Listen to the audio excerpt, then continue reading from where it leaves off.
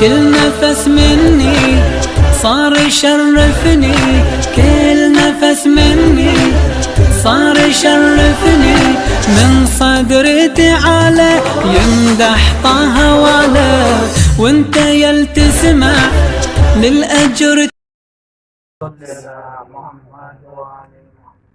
ظہور تعجیل امام زمان علیہ السلام بلندتر صلوات.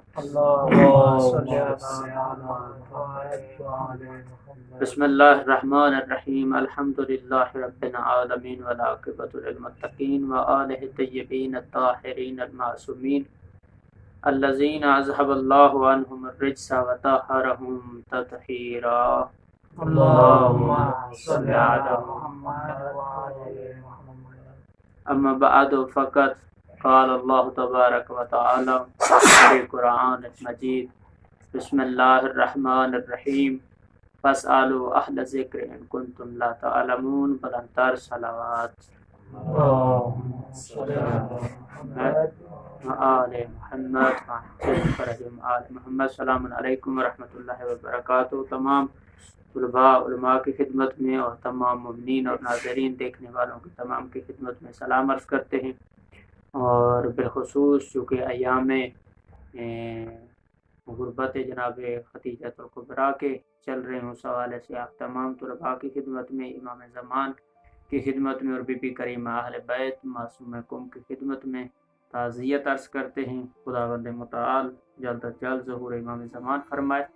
اور جیسا کہ ہماری گزشتہ ابحاث جو کہ اعمال اور فضائل رمضان کے حوالے سے اور احکام روزہ اور مبطلات روزہ کے سلسلے سے تھیں، آج ہم ایک نئے موضوع کے ساتھ اور ایک نئی سلسلہ بحث کے ساتھ انشاءاللہ اپنی گفتگو کو ادامہ دیں گے قرآن کے حوالے سے، کہ قرآن سے جو اس کے علوم قرآنی ہیں ان سے علوم قرآن سے آشنائی کیسے حاصل کی جائے، اور اس کا جو اجمالی تعارف ہے اس اعتبار سے تاریخی اور تفسیری صورتحال میں جو اس کا جائزہ ہے اس کے اوپر انشاءاللہ ہم اس کو زیر بحث لائیں گے.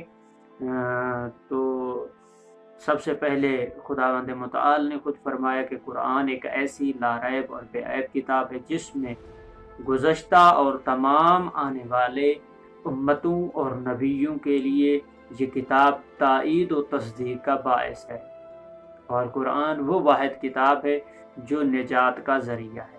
اور بالخصوص ماہ سیام چونکہ چل رہے ہیں، اسی مناسبت سے بھی قرآن ہمارے لیے ایک نورانی سفر جو ہے اور روحانی سفر کرنے میں مدد جو ہے وہ دیتا ہے.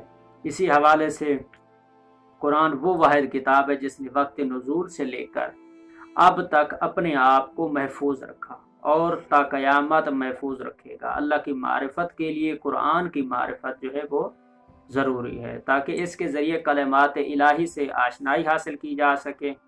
ہم سب سے پہلے قرآنی علوم کی جو اقسام ہیں ان کو انشاءاللہ ہم بیان کریں گے، اور چاند جو ہے وہ مندرجہ ذیل جو مطالب ہوں گے ان کو بھی ہم انشاءاللہ سے جو ہے وہ زیر بحث لائیں گے، اور اس میں ہمارے جو چاند ایک سوال ہیں وہ آپ کی خدمت میں انشاءاللہ عرض کریں گے اور مومنین کی خدمت میں بھی انشاءاللہ عرض کریں گے.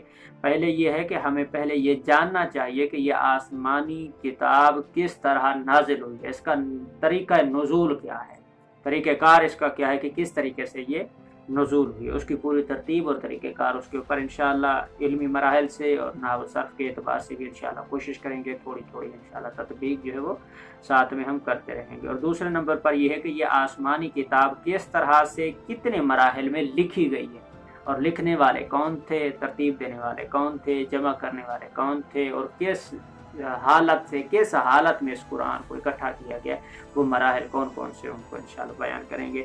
اور تیسری چیز یہ کہ اس آسمانی کتاب کی موجودہ صورت کس طرح کیسے اور کب جو ہے وجود میں آئی ہے. جس حالت میں ہمیں قرآن ملا ہے اور جس حالت میں ہم اس کو پڑھ رہے ہیں اور اس کا ترجمہ اور تفسیریں جو لکھی جا چکی، تو اس کی اصل جو ابتدا اور وجوہات اور تمام وہ مراحل جو ہیں وہ کون سے ہیں. اور چوتھے نمبر پر جو ہے اس آسمانی کتاب کی آیات کا آپس میں کیا ارتباط ہے، ربط کیا ہے اس میں. اور پانچویں نمبر پر کہ کیا اس آسمانی کتاب میں ناسخ، منسوخ، مطلق، مقید، عام و خاص، محکم اور متشابہ آیات جو ہیں وہ پائے جاتے ہیں. اگر وہ پائے جاتے ہیں تو ان میں ان کی پھر تشخیص کرنا کہ اگر پائے جاتے ہیں تو کون سی آیات محکم ہیں اور کون سی متشابہ ہیں۔ اور 7ویں نمبر پر ہے کہ قرآن کے معجزہ ہونے کے کیا معنی ہیں، کہ بعض لوگ یا علماء یا مفسرین کہتے ہیں کہ قرآن جو ہے وہ ایک معجزہ ہے، تو یہ معجزہ، قرآن کا معجزہ ہونے سے مراد جو ہے وہ کیا ہے۔ اسی طرح تاریخ تفسیر سے آشنائی، یہ سب جو ہے اسی بحث میں ہم اس کو جو ہے وہ ذکر کریں گے، اور ان تمام معارف کا مجموعی نام جو ہے وہ علوم قرآنی کی بحث سے ہم انشاءاللہ جو ہے وہ شروع کر رہے ہیں۔ اور پیغمبر اسلام صلی اللہ علیہ وآلہ وسلم کی رحلت کے بعد علوم قرآن اور تفسیر قرآن میں سبقت لینے والے سب سے پہلی شخصیت جو ہے وہ حضرت علی امیر المومنین علی ابن ابی طالب علیہ السلام ہیں، جیسا کہ جلال الدین سیوطی نے بھی لکھا ہے کہ خلفاء و صحابہ کے درمیان سب سے زیادہ تفسیر قرآن کے مطالب حضرت علی علیہ السلام سے نقل ہوئے ہیں، اور حضرت علی کے بعد پھر چند صحابہ ہیں، مثلا جیسے عبداللہ بن عباس اور عبداللہ بن مسعود اور ابی بن کعب، کاف عین بے، کعب کے نام سے، یہ اصحاب جو انہوں نے بھی نقل کیا ہے۔ تفسیر اور مباحث